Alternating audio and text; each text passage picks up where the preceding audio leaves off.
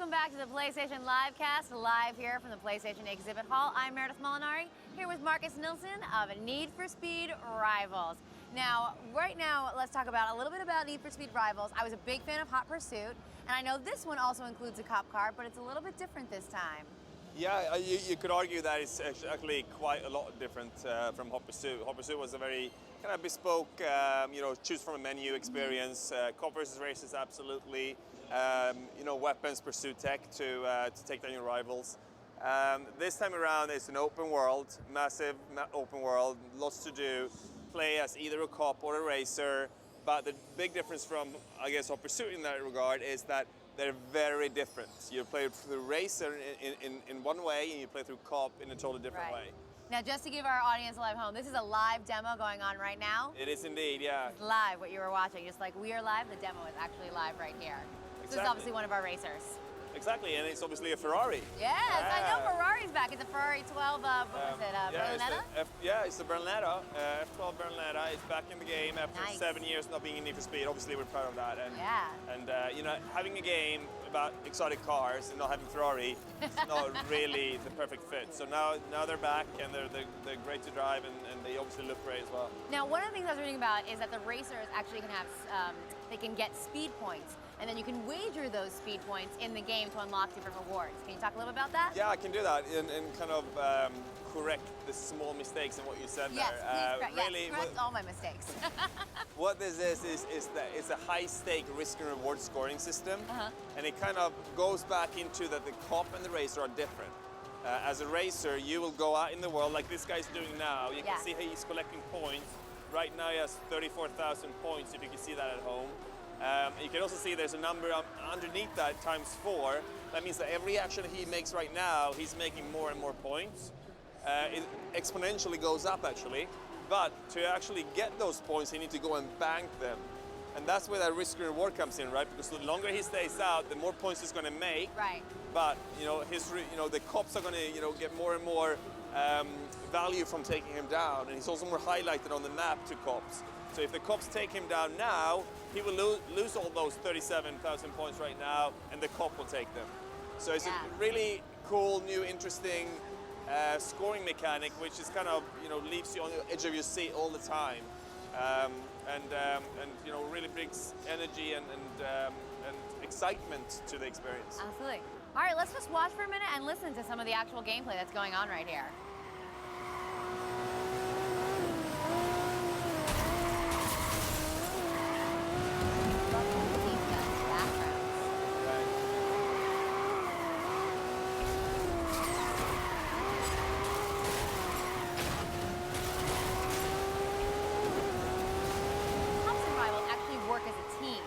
Is that correct? They can. They can.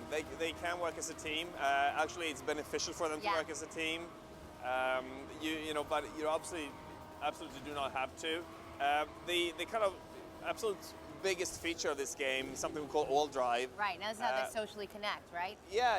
Really what that is something quite brand new.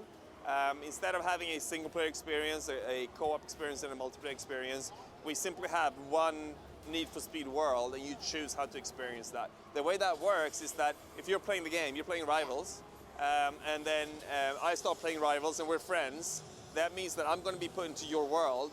So you can still be playing single player on your end, go through the progression. I'm playing single player, going through my progression. We do not need to see each other, even if we want to, obviously. But then if it happens, and we happen to be on the same street or the same road, we go into a either co-op or multiplayer experience seamlessly. There's no lobbies, no waiting. It just happens through player action, really. That's great. So you basically just kind of like keep an eye on your rear view. You never know when someone's going to come up behind you. Exactly. You need to keep out for your enemies and your friends. That's really great. Talk to me now. What about the aesthetic customization of the vehicles? Can the drivers actually, with their race cars or the cop cars, customize them? Yeah. In a game where we go. Obviously you can play through this game, offline alone, if you want that. But this layer of All Drive really adds a layer of playing with others. And when we have that layer, I think it's important to have a car that can actually express who you are.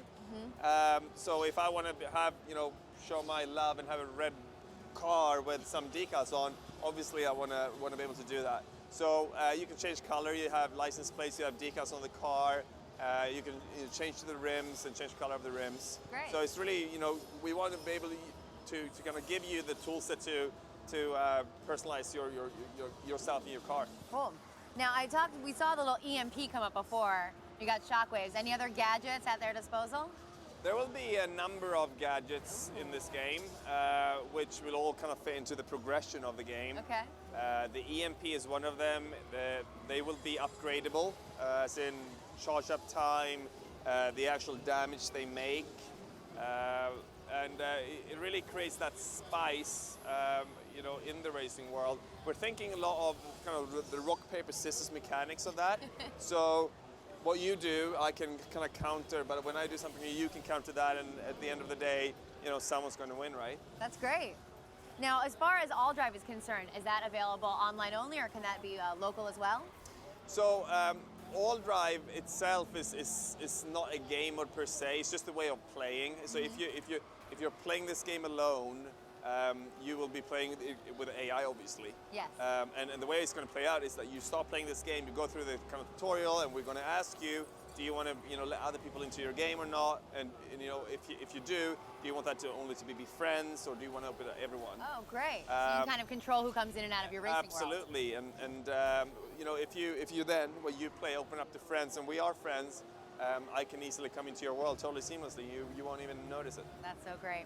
All right, well, release date, when can we get our hands on it? You can get the hands on the PS3 version of this on the 19th of November. Great. It's obviously also on PS4 at a later date. All right, awesome. Any other things besides the Ferrari F12s or the Berlinetta? Any other exotic cars that you want to tell us about? Well, they're 55 to 60 cars. Wow. They're all kind of hand-picked and exotic in their own ways. The thing that really kind of makes those cars stand out, though, I'd assume, is the way that we can build them and light them, and using use of the Frostbite 3 engine. It is what's propelling Battlefield 4 as well, right? It's a very, very capable engine. It is quite, with some margin, probably the best looking Need for Speed game we've ever made. And we're obviously very intrigued of taking it on to the next generation. All right, well, thanks so much. I can't wait to drive one. Thanks for joining us. All right, guys, up next, we're going to take a look at Puppeteer.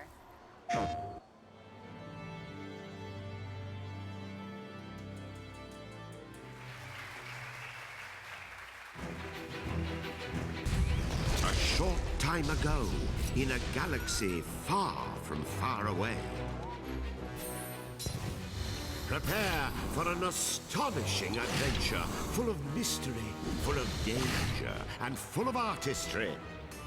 At stake were not just one boy's fate, but the fate of the whole moon, and the Earth, and the sun, and galaxy.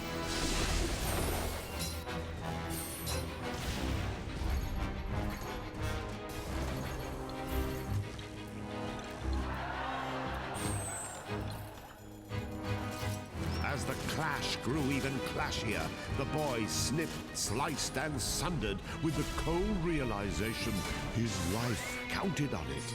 The flimsy soul of a selfish boy had become the adamantine soul of a hero. Couturier, may the forceps, scissors, be with you.